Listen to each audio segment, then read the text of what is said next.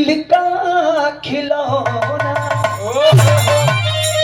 अब दिल का खिलौना कैसे टूट गया है।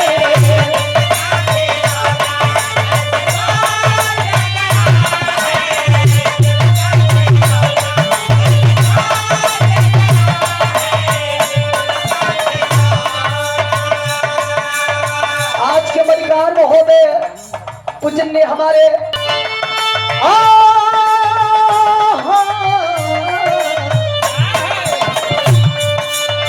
दिल का खिलौना, दिल का खिलौना कैसे टूट गया है।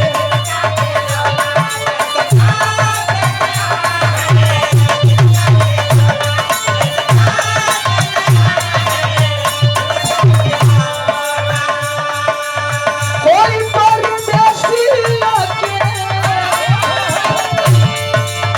कोई परदेसी आके लूट गया है दिल का खिलौना।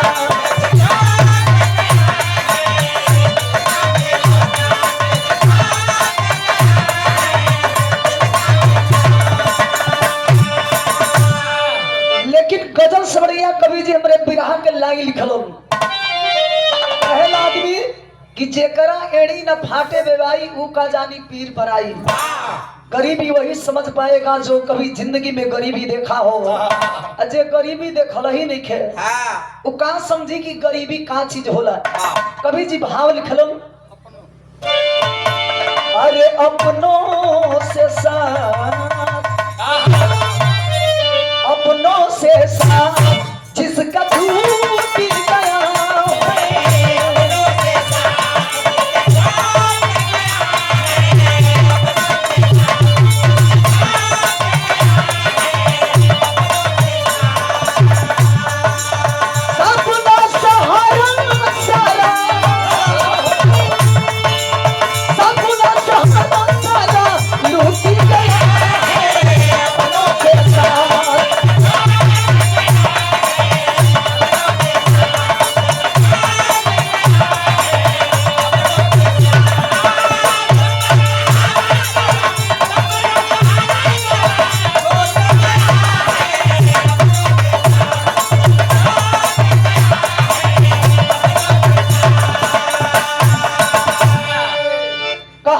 समझ लिए बाबू। ई कहानी के कर बा, कहा के बा और कैसन बा, यही जैसे बिरहा के शुरुआत हो गई। कभी जी बिरहा में नजम के लाइन लिखलन,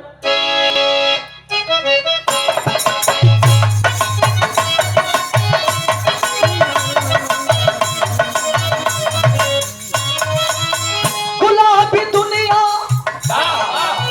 गुलाबी दुनिया को कुटिल कटों ने घेरा है, अपने खुशबू को बिखेरा है।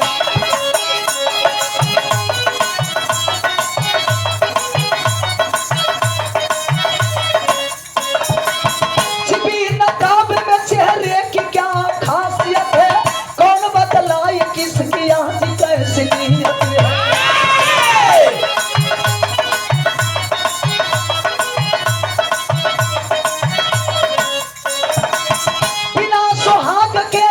जीवन वृथा सुनिए, बिना सुहाग के नारी जीवन वृथा चिल्लाए टकिए करुणी कथा यहाँ सुनिए।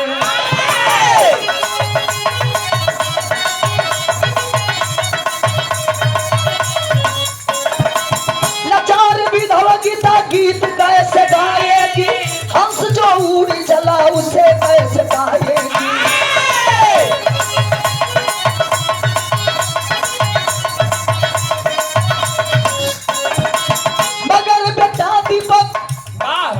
मगर बेटा दीपक उसके लिए उजाला, आदमी क्या करे जब रब ही करने वाला है।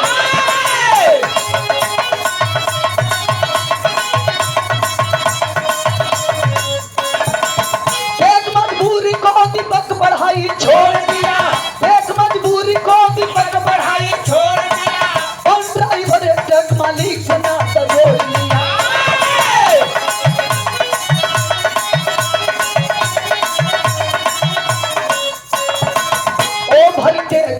से भारी एक्सीडेंट हुआ, ओ भगते कर दे भारी एक्सीडेंट हुआ, रोशनी आंख गई अंधा परमानेंट हुआ।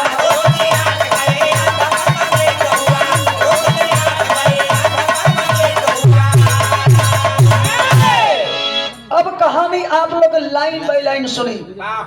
यह कहानी कोई कपोल और कोई बनावटी कहानी नहीं।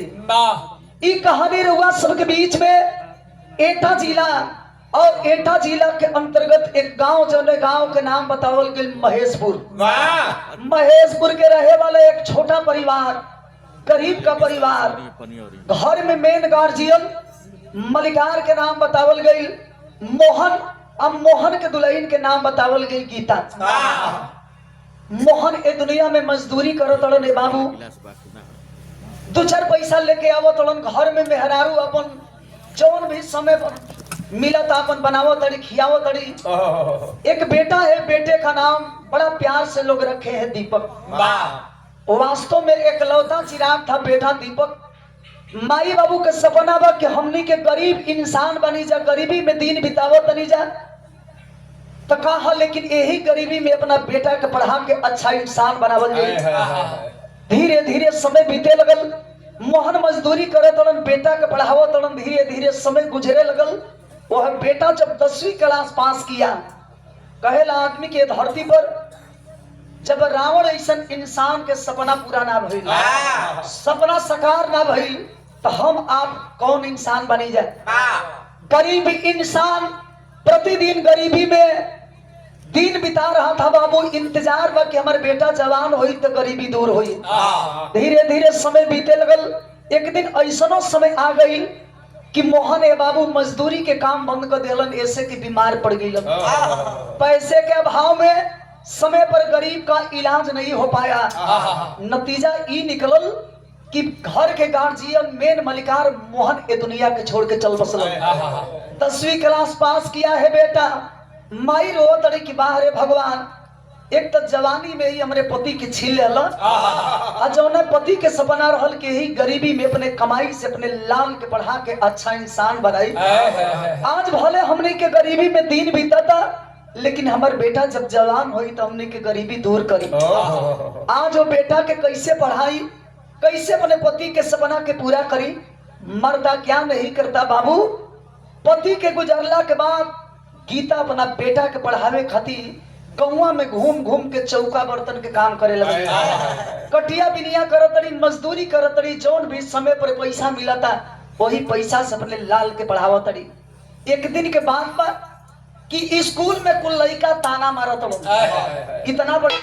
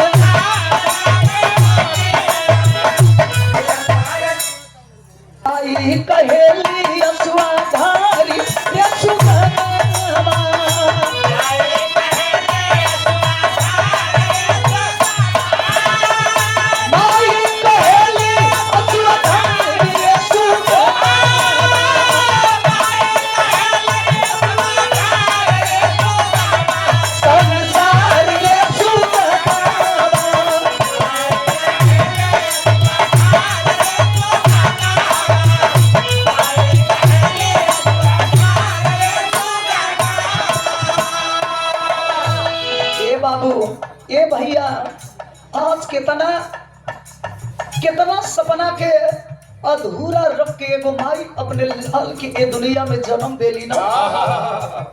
हर अपने सपना के पैर के नीचे जात के अपने बेटा के एक एक पैसा इकट्ठा करके आज वो लायक बनावे ली कि हमारे बेटा जहिया पढ़ लिख के अच्छा नौकरी करे लगी तो हमनी के गरीबी दूर हो जाएगी। वो माई के जानकारी मिलल कि बेटा गाड़ी ओवरटेक करते समय में एक्सीडेंट कैले बा। सोचा तड़ी कि कहां से इतना पैसा आई कि एगो गरीब बेटा के इलाज होई, लेकिन मरता क्या नहीं करता। ए बाबू माई तो माई होली न, यही आंचल के फैलाए के गौवा में घूम घूम के भीख मांगा तड़ी के बाबू ए भैया आज हमारा बेटा के गाड़ी एक्सीडेंट कैले बा, ये दुखियारिन के आप लोग मदद ना करब न तो हमारे बेटा के इलाज ना हो पाई। जेकर जितना शक्ति बाए बाबू एक एक पैसा वो माई के जब झोली में डालल लो, हॉस्पिटल लेके गईली है, जानकारी मिला था कि बेटा हमारे यही हॉस्पिटल में भर्ती बा। हाथवा जोर करी जोर के डॉक्टर साहब से वो बात कहली का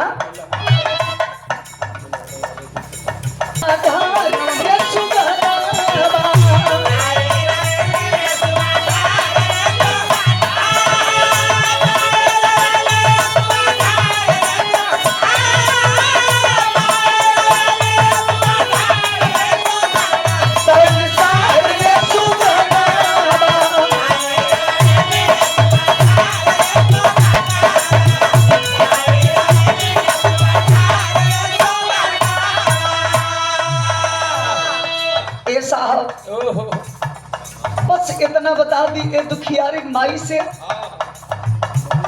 हमारे बेटा के ज्यादा चोट तो नहीं खेनो। रिपोर्ट के मुताबिक कंपाउंडर साहब के द्वारा डॉक्टर साहब के द्वारा जब वो माई के जानकारी मिलल कि आपके बेटा के एक्सीडेंट भइला के चलते जवन चोट लागल बा उ तो लागले बा, लेकिन आपके बेटा के दिमाग में बहुत भारी चोट बा। वही दिमाग में चोट लगला के चलते आपके बेटा ये दुनिया के अब देख ना पाई। दोनों आंख की रोशनी आपका बेटा खो चुका है। रोवा तड़ी की बाहर है भगवान बा, एक तो जवानी में ही हमारे पति की छीन लिया न, जो ना बेटा के सहारे ये दुनिया में एगो माई जियत रहल, वो बेटा के दोनों आँख के अंधा बना दिया। ये दुनिया में एगो माई अपने अंधा बेटा के लेके कैसे जी। रोवा तड़ी कि आज ये दुनिया में जब तक लेबानी अपने अंधा बेटा के सहारा बनो, लेकिन इस शरीरे है न जैया बुढ़ापा आ जाए हमारे आनर बेटा के दुनिया में के सहारा बने। हाथवा धरा के चले बेटवा के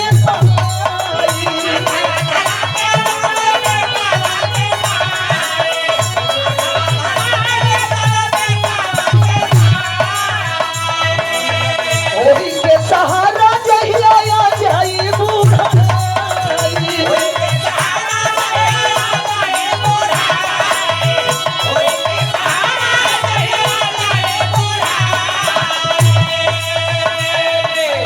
कभी जिंदगी में सोचले भी ना रहनी कि जिंदगी में ऐसा दिन देखे के मिली।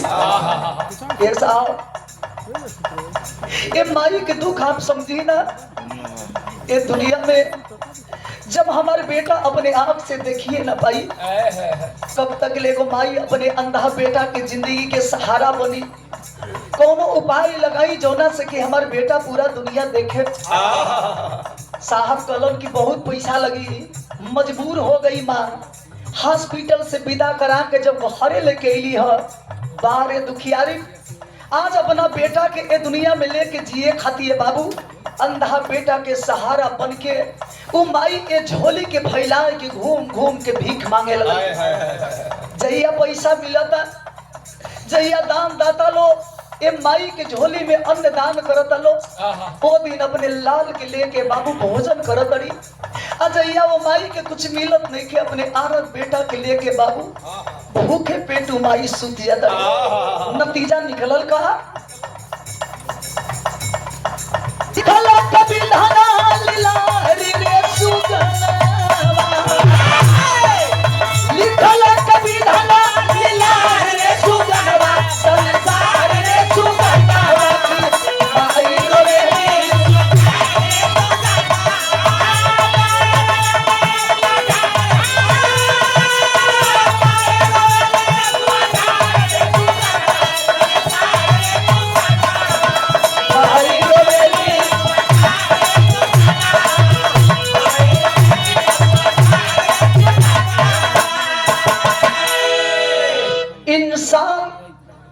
अपने जिंदगी में कभी कभी ऐसा मजबूर हो जालन ये बाबू कि कोनो रास्ता ना लौकेला कि आखिर हम का करी।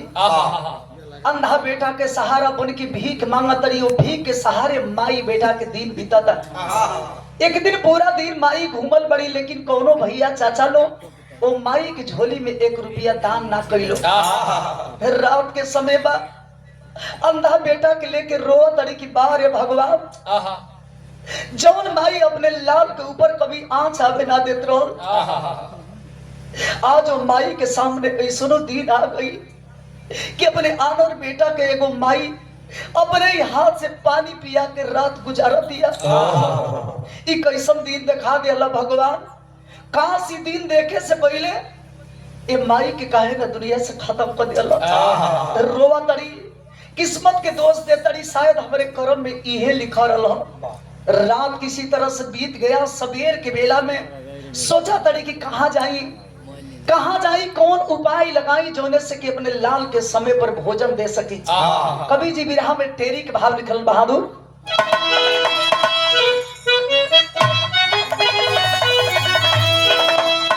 अरे मोरे राम, अरे नया नवा बिन दुलारा हीरावा, ए बाबू नया नवा बिन दुलारा हीरावा, कश्ती छोड़ भार में चल गई, कश्ती छोड़ भवर में चल गईले सजनवा, नया नवा बिन दुलारा हीरावा। बैठ के अफसोस करत तड़ी, रोवत तड़ी, तो कभी भाव लिखलन दू लाइन विदेशिया में। गीता के भाई गोरखी नाथी रोवे झारी झारी, लिखले कभी धना की सिमतिया ये बहिनी, धन दौलतिया तो कोई बांटवाया, अरे लेकिन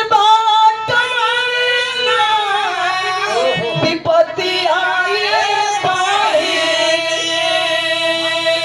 मानी के सलाह तू बियाह कई दादी पग, अरे बन जाई कुछ बिगड़ल बतिया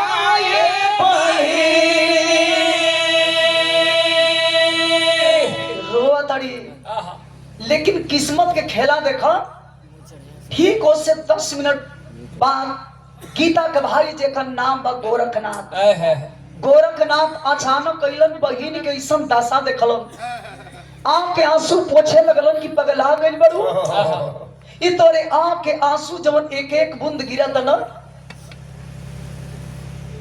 आंख के आंसू पोछते हुए गोरखनाथ कहलन कि तू चिंता मत कर, तोरे आंख से जौन सोना ऐसन आंसू गिरत न, ई बड़ा कीमती बा, एके संभार के रखो।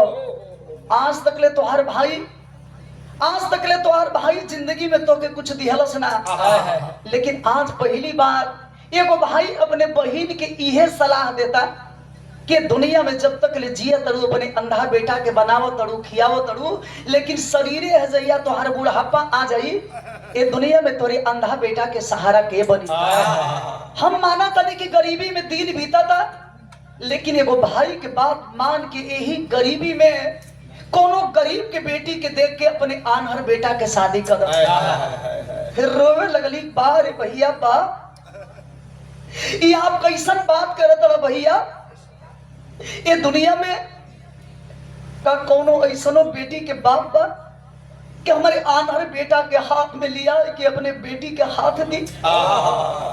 अरे दुनिया में हम ऐसन अभागिन बनी न, हमारे बेटा इतना अभागा बा कि हमारे बेटा के सर पर कभी सेहरा नहीं बना सकता। रोवा तड़न समझावा तड़न के रे पगली, जिंदगी में तोर भाई रक्षाबंधन के बधाई में तो के कुछ दिहलस ना, लेकिन आज ही भाई तो से वादा करता कि जब तक ले अपने भगिना के हम शादी ना करा दे चैन के सांस ना ले। समझाई बुझाई के गइलन, धीरे धीरे समय बीता था।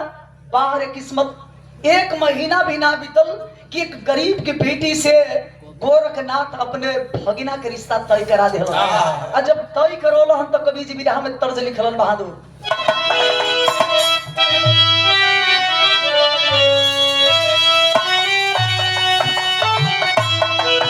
अरे बोली गीता भई या पागल,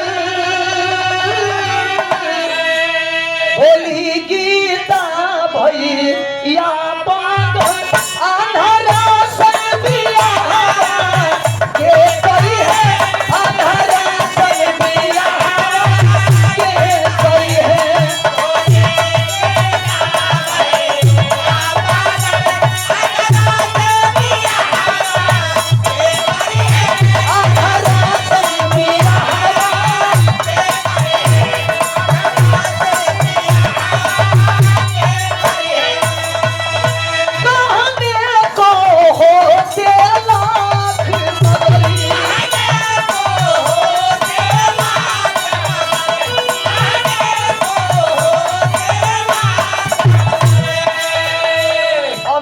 आदमी के 50 को रिश्तेदार हुई हो, लेकिन गरीब के लोग गरीबी देख के बाबू दूरे से हट जी हो जाई।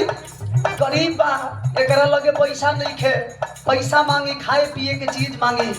यही से कभी लो लिखे ला लो कि बनला के सार बहनोई हो जगतिया में कोई नहीं अपना। रोवा तड़ी भाई से कहो तड़ी का कहने को हो तेला बदली,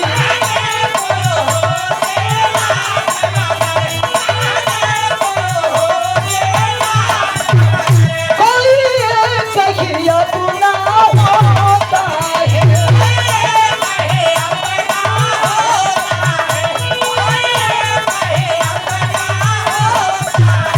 अपनों के हिफाजत के साथ, अपनों के हिफाजत के साथ कोई कहीं अपना होता है, कोई कहीं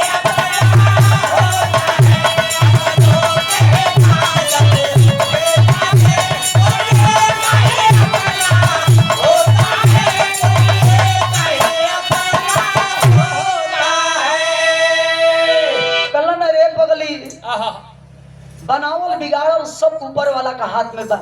तू चिंता मत कर, तोर भाई एगो गरीबे के बेटी देखले बा, चेहरा से बढ़िया नइखे, लेकिन हमार बाप मान शादी कर लेबे तो तोरे बेटा के जिंदगी के सहारा बन जाई। एगो माई मजबूर होके औरी का कर सकेली, सोचा तनी कि कहां से इतना पैसा आई कि बेटा के बारात लेके चलब। गांव नगर के लोग हित नात मिल के बाबू एक एक पैसा वो गरीब दुखियारी माई के लोग दिहलो। अंधा दीपक बारात साथ करके गांव नगर के सहारे हित मित्र के सहारे जब लेके पहुंचल नई नवेली दुल्हन अपने ज्योति के द्वार पर, तब कवि जी शादी वाला तर्ज लिखलन मास्टर।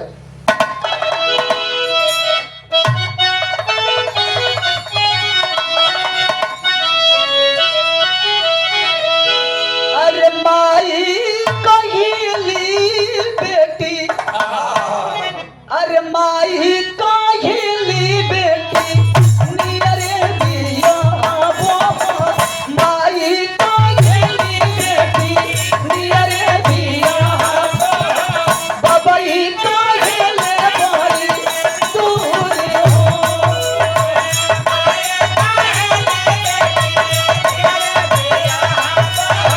बबई कहिले बड़ी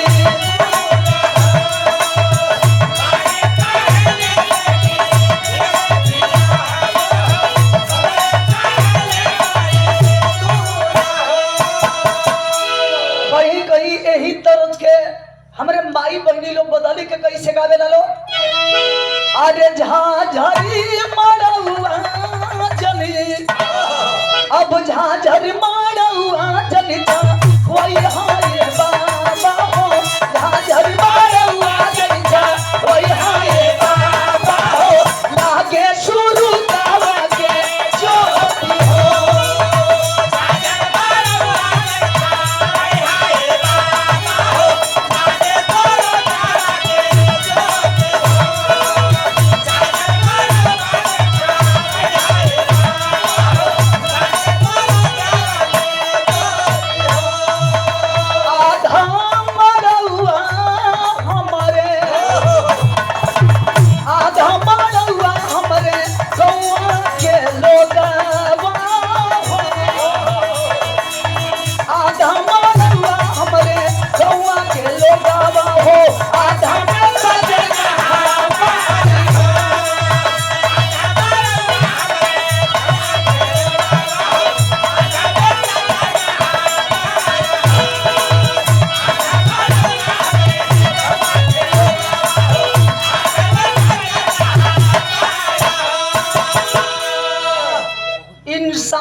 किस्मत कब का करा दिए बाबू कोई नहीं खे जानो।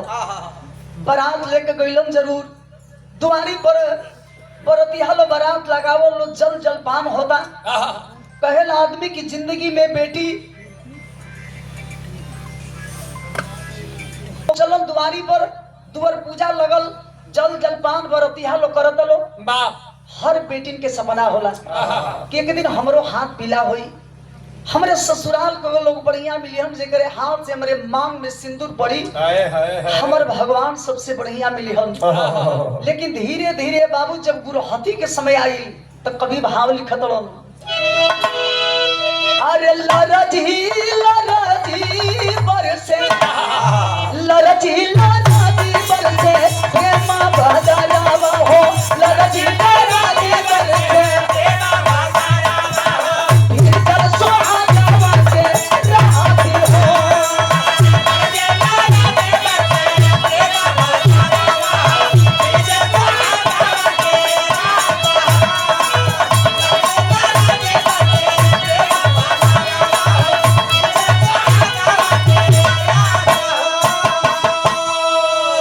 सबसे बड़ा दान महादान जानते हैं क्या होता है? क्या?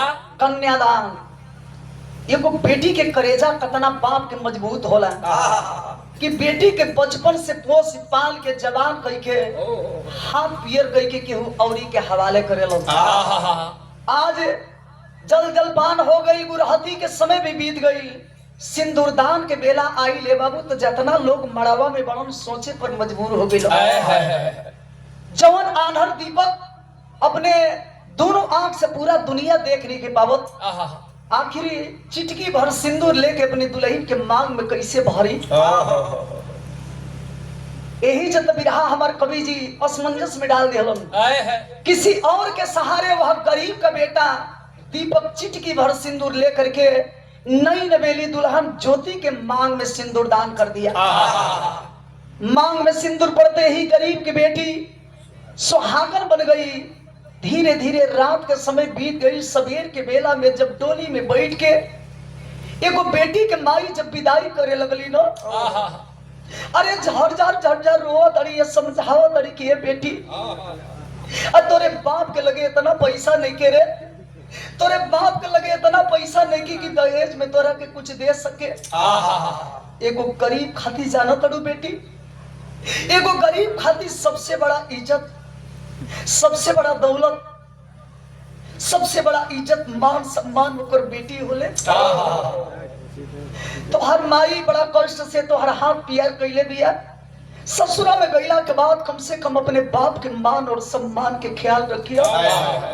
सास के जनिया की देवी बाड़ी, पति के जनिया के हमरे खाती भगवान बड़। रोवत या माई तू चिंता मत कर, हम वादा करतनी कि तोहर बेटी भले कोना में बैठ के मर जाई, लेकिन बाप के पगड़ी पर कभी आंच आवे ना दी। धीरे धीरे समय बीते लगल, गरीब की बेटी जब डोली में बैठ के विदाई भई तो कभी भाव लिखलन, अरे लागली सहारी में अरे शिविर नेत्रदान, डॉक्टर साहेब से बोली ज्योति दुख मानी हो, अरे दासी पूजा न करे देवता के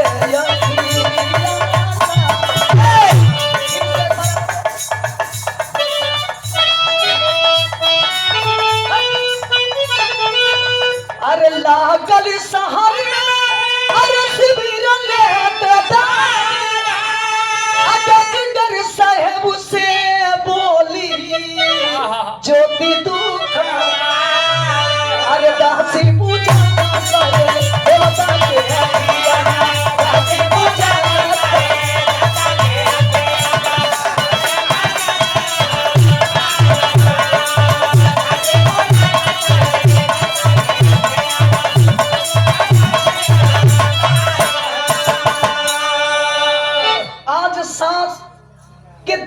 मानत ये बाबू गरीब की बेटी कि हमार सास हमारा खाती देवी बाड़ी, हमर पति भले अंधा बा त का हमरे खातिर भगवान बा। आज प्रतिदिन के अनुसार उ माई बेटा प्रतिदिन भीख मांग के ले आवे, ज्योति भोजन बनावे, तीनों प्राणी मिल के बाबू खुशी खुशी भोजन करत हड़न।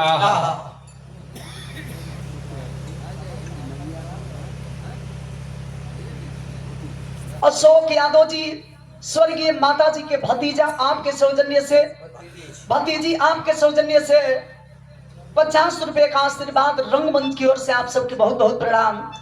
आज धीरे धीरे समय बीता था, गरीब के बेटी कबो ई अफसोस नहीं करत कि हमार शादी एगो आन्हर से भई बा। भगवान मानती है भला है बुरा है जो कुछ भी है, मेरा पति मेरा देवता है। शायद हमारे भाग्य तकदीर में ई अनहरे लिखल रहल, तो हमारे खातिर ई अनहरे जौन बा भगवान बा। प्रतिदिन वह गरीब की बेटी उस भगवान को पूजा किया करती थी। धीरे धीरे कितना साल बीत गई, 1 से 1.25 साल के समय बीत गई। एक दिन सवेरे बैठ के चौका बर्तन के काम कर दिया, एगो लड़की दौड़ल दौड़ल आई, आया के कहती है भौजी आखिर कब तक ले ए दुनिया में घूट घूट के तोहन लोग के परिवार जी जाना तड़ू। आज हम पढ़े गई रहनी हो, एगो गाड़ी पर प्रचार होता देखा ना, पर्ची लेके आई बनी, वो प्रचार वाला करे वाला भैया लोग प्रचार करत लोग के एजा से मात्र 10 किलोमीटर पर एगो डॉक्टर आइल बड़न, और डॉक्टर के द्वारा शिविर लगल बा। वही शिविर में लोगन के नेत्रदान कल जाता। भले ही गरीब की बेटी थी, इतना पतिया सुनल जैसे दुनिया के सारा दौलत मिल गई। आज के बाद भगवान हमरो दिन बुझा तक लौटा दी हम अपने आन्हर पति के सहारा बन के। बाबू वो गरीब की बेटी अपने पति के लेके जब हॉस्पिटल में गई है, देखा तड़ी कि तमाम लोग बैठल बड़न, भीड़ लगल बा, हाथवा जोड़ के कह दड़ी कि ये बाबू ये भैया ये चाचा आप लोग के तो इलाज हो गई बनो, बस इतना बता दी कि जो साहब के द्वारा नेत्र दान कर जाता वो साहब के नाम का पड़ी। कौन ऐसा भगवान है धरती पर आ गईलन कि लोगन के नेत्र दान करतड़न, गरीबन के दुख बुझातड़न। एगो पुरनिया चाचा बैठल पड़न, कहलन ये बेटी अरे बहुत बड़ा डॉक्टर है जी, डॉक्टर के नाम डॉक्टर राजन यादव पड़ी। ये बेटी ई गरीबन के बड़ा मदद करेला। एगो चौतरा बा, वही चौतरावा पर अपने अंधा पति के बैठा के अंदरवा जब गईली है, दूरे से हाथवा जोड़ के कहा तड़ी कि ए साहब आपे के नाम डॉक्टर राजन यादव पड़ी साहब। ए साहब आपके नाम सुन के आई बनी साहब, हम सुन ले बनी कि आप गरीबन के जीवन दान देनी साहब, आप भगवान बनी। ए साहब एगो हम ऐसा अभागिन बनी, ऐसा अभागिन बनी है साहब। अरे कोई के तो एगो अखिया ना रहे साहब, लेकिन हम इतना दुखियारी बनी कि अपने पति के लेके आई बनी, जो ने पति के दोनों आंख दिखे साहब। हमार पति दोनों आंख से देख ना पावेलन साहब। ये बाबू ये भैया ये चाचा का हमार पति के अखिया ठीक तो हो जाई ना। कुछ देर के बाद वह व्यक्ति जब उस बेटी के चेहरा को देखा, आवाज देता है। डॉक्टर राजन यादव जी इस बेटी से आवाज देते हैं, लिखना पड़ा कि डॉक्टर राजन यादव बोले कैसे पूरा अरमान करूं, डॉक्टर राजन यादव बोले कैसे पूरा अरमान करूं, हे शिविर नेत्र में नेत्र नहीं मैं कैसे नेत्र दान करूं। ज्योति बोली हे धर्म पिता उपकार तो इतना कर दीजिए, अरे मेरी आंखें निकाल करके स्वामी के आंख में भर दीजिए। आपके शिविर नेत्र में नेत्र नहीं के न साहब, हमारा ऐसा भागिन के मत ठुकराइए साहब, हमारे ऐसा भागिन के मत ठुकराइए साहब। हम चाहते नहीं कि आज के बाद हम अपने पति की नजर से पूरा दुनिया देखें। आदरणीय पिताजी के नाती भोला बाबू की ओर से गोविंदपुर के पावन धरती से 100 रुपया दे के स्वागत के लिए बनी, बहुत बहुत आपके प्रणाम। और नरसिंह साधु उर्फ बबुआ जी की ओर से 50 रुपया दे के स्वागत के लिए बनी। जैसे आप लोग इतना देर बैठ के विराह सुनने मात्र और हमारे 5 मिनट विराह रह गई बा और सीरियस पॉइंट में आप होकर के इस विराह को सुनिएगा। एक बेटी कहती है कि आई साहब, अरे कोई कोई के तो ये गोकिया ना रहे साहब, लेकिन हम इतना भागिन बनी ना कि हमारे पति के दोनों अखिया निके साहब, हमके मत ठुकरावा है साहब। अरे ठुकरा देव तो अपने अंधा पति के लेके हम कहा जाइबो? आपके शिविर नेत्र में नेत्र नहीं के ना साहब। अरे हमारी एक अखिया निकाल के मेरे पति के आंख में लगा दे साहब। आज के बाद अपने नजर से ना बल्कि अपने पति की नजर से ही पूरा दुनिया देखो। डॉक्टर राजन यादव जी जब वो बेटी के बतिया सुनला हम समझ गए कि वो बहुत बड़ा कष्ट में यह बेटी है। समझ जाते हैं, चेक किए, एक बेड पर दीपक को लेटाते हैं और दूसरे बेड पर वह ज्योति लेटी है। तो कभी लिखते हैं कि ऐसा ही हुआ शल्य सफल हुआ, ऐसा ही हुआ शल्य सफल हुआ, दीपक ज्योति को देखा है, बदसूरत साथ न रहूंगा मैं, वह खींचा लक्ष्मण रेखा है। डॉक्टर राजन यादव जी के द्वारा ऑपरेशन भइल, ऑपरेशन सफल हो गई। ज्योति खुश बिया कि आज के बाद अपने पति के नजर से ये पूरा दुनिया देखो। जब ये आंख के पट्टी खुले वाली बानो लोग जाने के प्रयास करत कि सबसे पहले दीपिका केकरा के देखी। कलश के साहब हम वही देवी के देखल चाहत नहीं, सबसे पहले जौने देवी के बदौलत हमके नई जिंदगी मिलल। अवधेश यादव जी माता जी के छोटके सुपुत्र आपकी ओर से सादर 101 रुपया देके स्वागत के लिए बनी, बहुत बहुत प्रणाम। आखिरकार जाने के लोग प्रयास करत कि दीपक के करा के देखी।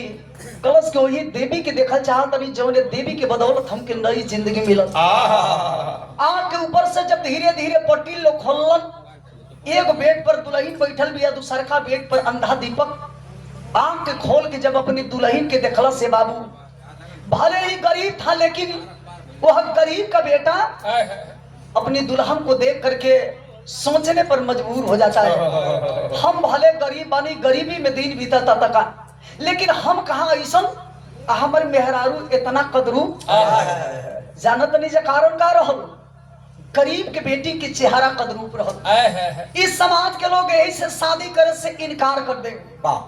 गरीब भले ही दीपक था लेकिन इतना स्वार्थी निकला कि आंख पाने के बाद अपनी ही बीवी के साथ बाबूजी रहने से इनकार कर गया। हॉस्पिटल में छोड़ करके वह दीपक अपनी बीवी को भाग जाता है, जैसे बहेलिया के जाल में चिड़ैया तड़पे लो। गरीब की बेटी रोती है और रो करके अफसोस करती है, उस मालिक से कोलाहना दे रही है। विरह में तर्ज लग गई।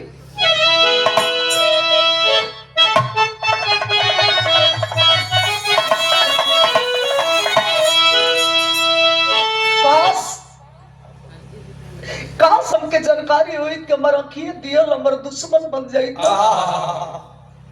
सही कहा तनी भगवान इतना बड़ गलती कबो न करती।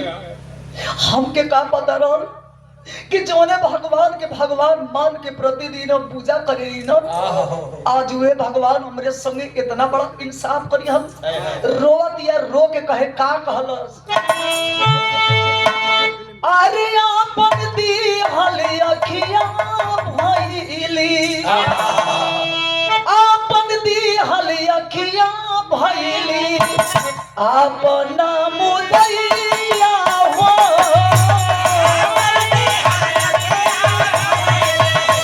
अपना मुदैया हो,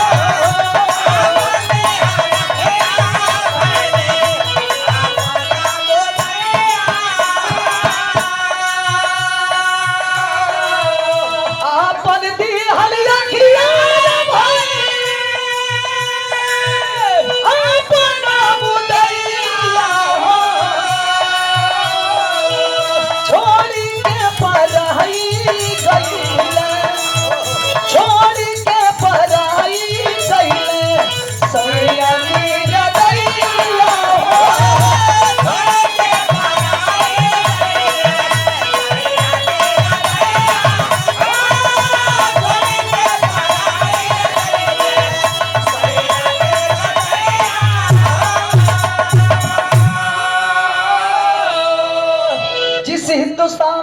धरती पे नारियां अपने पति को भगवान मानती है कि मेरा पति मेरे लिए भगवान है। उसी हिंदुस्तान के धरती पे ऐसे ऐसे पति भी हैं कि अपने पत्नी को पैर के जूता समझते हैं। हॉस्पिटल में छोड़ करके वह नीच कमीना भले ही गरीब था लेकिन भग जाता है। पूजनीय आनंद कवि जी के एगो तो बचपन में इतना तकलीफ दियल, सपना रोल के एक दिन हमरो हाथ पियर होई, हमर पति मिलियल, किस्मत में आनहर लिखा रहल। ओहू के भगवान मान के, देवता मान के प्रतिदिन पूजा करनी। हमके काम बता रहल कि मेरे भगवान मेरे संगे इतना बड़ा अन्याय करिए। ये दुनिया में अब के करे सारे जियो काश हमके जानकारी हुई कि मर के दियल हमर दुश्मन बन जाई। इतना बड़ा गलती कबो न करती। अब पछताने से क्या होगा जब चिड़िया चुन गई खेत। तमाम लोग जुटल बड़न समझावत तड़न बुझावत तड़न, लेकिन हे बाबू दिल मानत नहीं खे। ई बात आग के तरफ फैले लगल तो कवि जी भाव लिखत तड़न, पाप महतारी राम जी राजन यादव के मिलल अइलो हना के समझावत तड़न कि पिताजी आप चिंता मत करी, ये तो पूरा दुनिया के ऊपर बा। आप इतना भाग्यशाली बने कि ज्योति आपकी बेटी बन के लक्ष्मी बन के आपके घर में आई बड़ी। आप भले गरीब बने, गरीबी में दिन बितावा तनी अफसोस बा कि जवान बेटी के लेके इस समाज में कैसा रह, समाज के लोग हमके अपनैहन कि ना अपनैहन। लेकिन जाना तनी आप तो गरीब बनी, हमारे पास सारा धन दौलत रुपया पैसा सब कुछ बा, लेकिन औलाद के बिना हम बहुत बड़े गरीब हैं। हमारा के भगवान कोनो संतान निखन देले। अगर आपकी इजाजत हुई तो आप ये चिंता मत करिए कि ज्योति केवल आपकी बेटी है। अगर आपके मर्जी हुई, आपके आदेश हुई तो ये दुनिया वालन के हम दिखावल चाहते नहीं कि आपकी बेटी में हमारे बेटी में कोनो अंतर नहीं। ज्योति को मैं आपका अपना बेटा, अपनी बेटी बना करके रखना चाहता हूँ और समाज के लोगों को यह बताना चाहता हूँ कि जिस दिन आप समझ जाएंगे कि किसी और की बेटी आपकी अमानत है, उस दिन हिंदुस्तान की बेटी के साथ इतना बड़ा अत्याचार नहीं होगा। आखिरकार कवि लिखत का बड़ा बहादुर, अरे जग में हम करा एक हाथ से कोई के इज्जत दिया जाला तो एक हाथ से इज्जत मिलेला। और जहिया आप इज्जत करे सीख जाई, आपके भी दुनिया के लोग इज्जत और मान सम्मान दिहल लिखत कभी। अरे जग में कया लऊ पकार हो, जग में कया लऊ पकार हो, कोई ना बेकार का बोली दवा।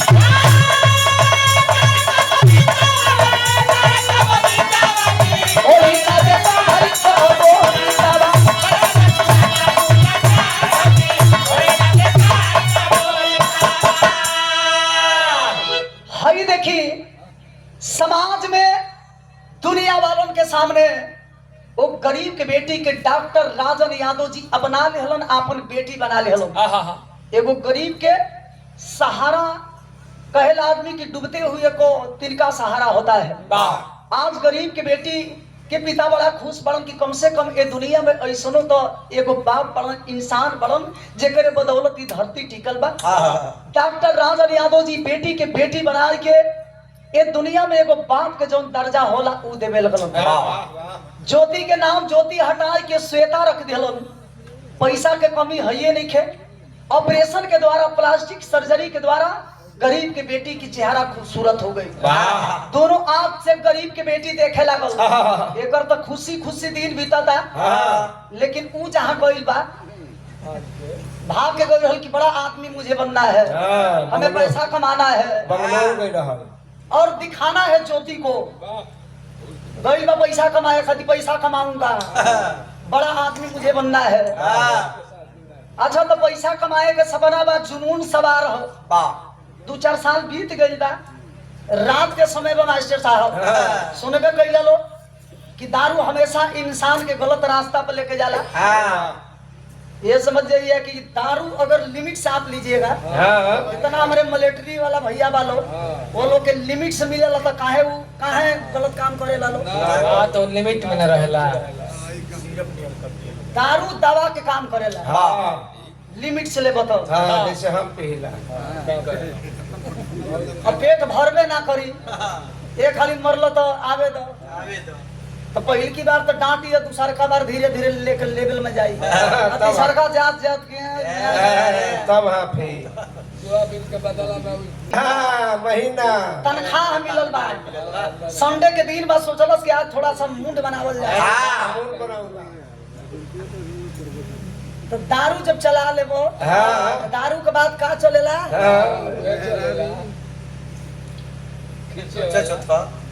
ऊ चली और दूसरका में ख्याल कुछ और ही आवे लगल। घर के याद आवे लगल और रात के समय बा मरले बा तनी चढ़ौले बा। तो कवि जी बिरहा में अल्लाह के भाव लिखत हो।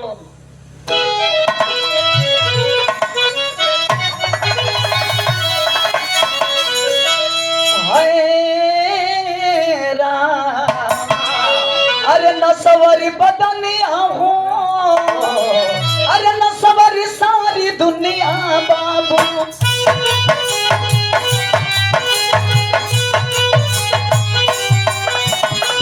फिर काहे करे लागू मन रे ई दिशा।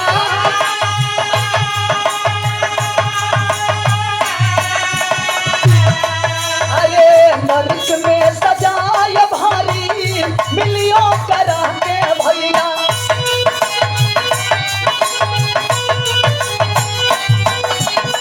जो कि भूल जाला कोई के कायल हासा।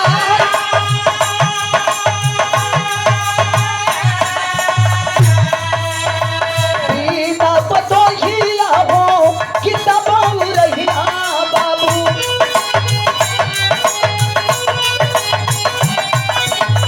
तारा भी के दवाई देली जा।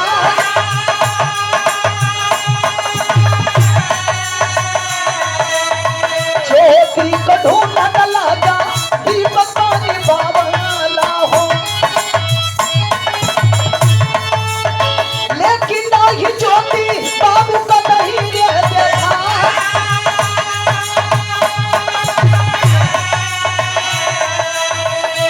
सोचा था कि घरे चलो, बहुत बड़ा जिंदगी में गलत काम कर दी। ओ माई के छोड़ के भाग गई। जौन माई के कोख से 9 महीना कितना कष्ट से ढोई के ये दुनिया में जन्म देके हमारे जिंदगी के सहारा बन के वो माई भीख मांग मांग के हमके ए लायक बनोली।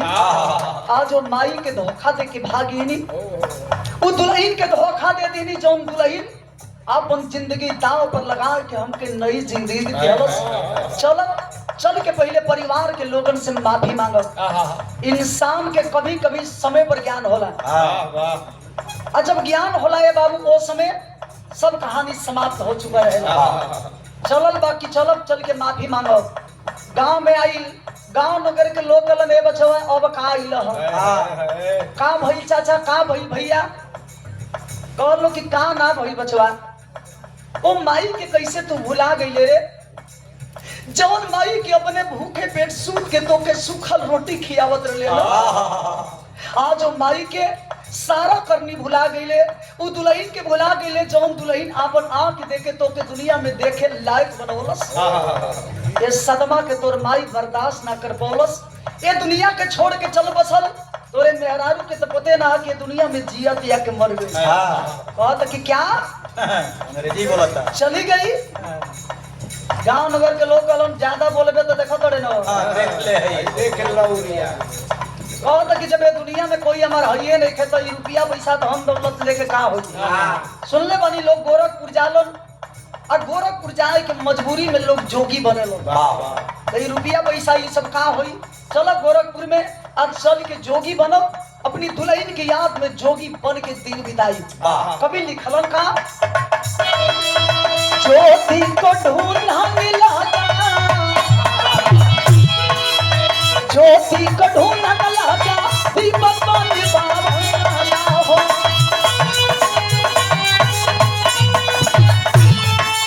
लेकिन नहीं ज्योति बाबू का नहीं रहते था।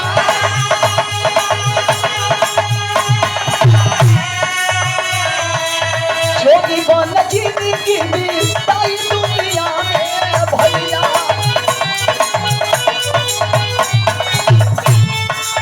पहुंचा सहारी गोरखपुर दरमिया।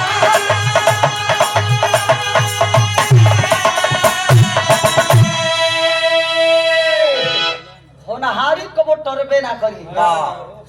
चलो जोगी बनब, सरंगी बजाई, भीख मांगब, दिन बिताई। मास्टर साहब पैसा के गर्मी बटले बा, कलश की तो जोगी बनही के बा। आजे भर के बात हो तो जब श्रद्धा बा मन के ओके पूरा कर लेले के जरूरत हो। वाह। जाई के दुकानी पे बैठल अब पहला नंबर एगो लिहलस, अच्छा ओकरा संगे संगे मुर्गा मसलम लिहलस। कौन ले रहल अब ब्रांड के नाम कुल जाने लोग का जाने कौन कौन कुल नाम धरत लोग। ऐसे श्रीकंठ लंठ महाराज के चेला हमें तो हर रोग के हर चीज के इनके लगे इलाज है।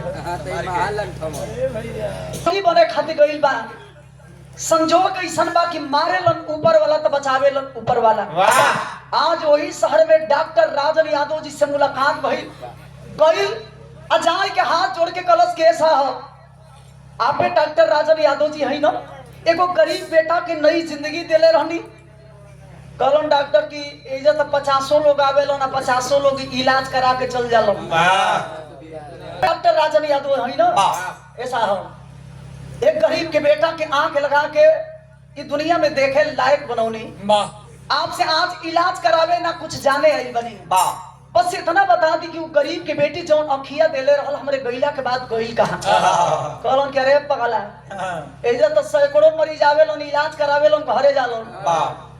तोरा ऐसन ऐसन बहुत लोग आवेलन ना, बहुत लोग जालन ओड़वे धर लेलस। कलस की ना साहब बस इतना बता दी कुल लड़की गईल कहां। डॉक्टर राजन यादव जी कहलन ले आओ सरे ले आ तो जी औ टांगा लियो दे ऐसे ही ना मानी ना।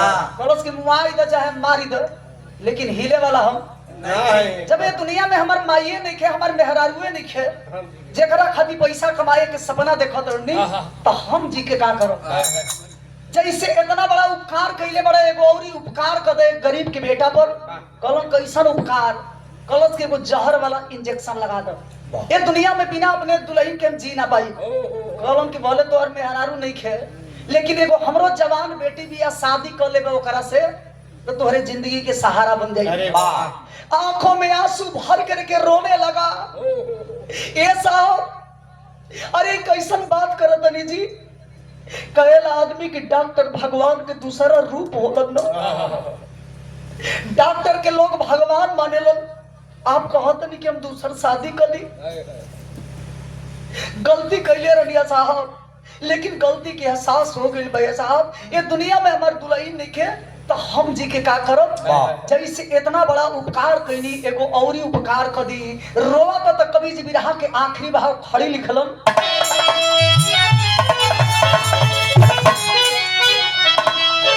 अरे मनवा हमर मारत बा मेहनवा बाबूजी तभी ना चोटी हम ना दिया अब जहानवा बाबूजी।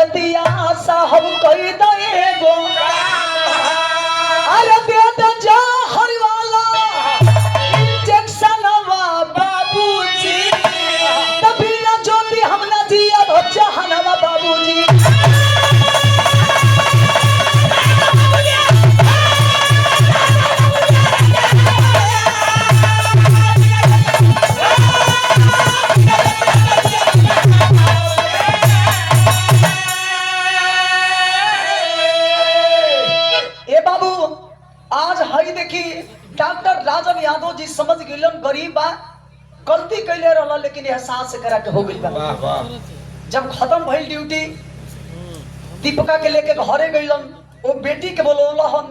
अब वो बेटी के बोलाए के जब बेटी के हाथ लिया के वो अंधा दीपक के हाथ में दिहलन, जौने ज्योति के बिना तो ये दुनिया में जियल ना चाहत रहलन, उहे हमार बेटी श्वेता तो हर ज्योति है। जैसे सुखी हुई टहनी में फिर से हरियाली आ गई, पति पत्नी मिल करके नई जिंदगी के शुरुआत किए और डॉक्टर राजन यादव जी इस दुनिया में इंसानियत का मिसाल कायम करने का काम किए हैं। यह साबित करने का काम किए हैं कि इस धरती पे हर इंसान की सोच ऐसा ही होनी चाहिए। जैसे आप समझे लगब के वो औरी के बेटी बहन के कि हमारी इज्जत हो, वो इंसान समझे लगी आपके बेटी बहन के कि हमारे घर के अमानत हो, वो दिन हिंदुस्तान की बेटी के संगे इतना बड़ा अत्याचार ना हुई। ये धरती जो जब आगर बा, यही से तो कहेला आदमी की आदमी चला जाता है कृति अमर होती है, सावन गुजर जाने की बात जल की कदर होती है। इंसान हो मनुष्य का तन हमें मिला है तो कुछ ऐसा काम करो कि इस दुनिया को छोड़ करके जाने के बाद इतिहास के पन्नों में नाम अंकित हो। गीत के आखिरी भाव, गुरु बिहारी गुरु गणेश गुरु राम लाल गुणकारी, अरे स्वर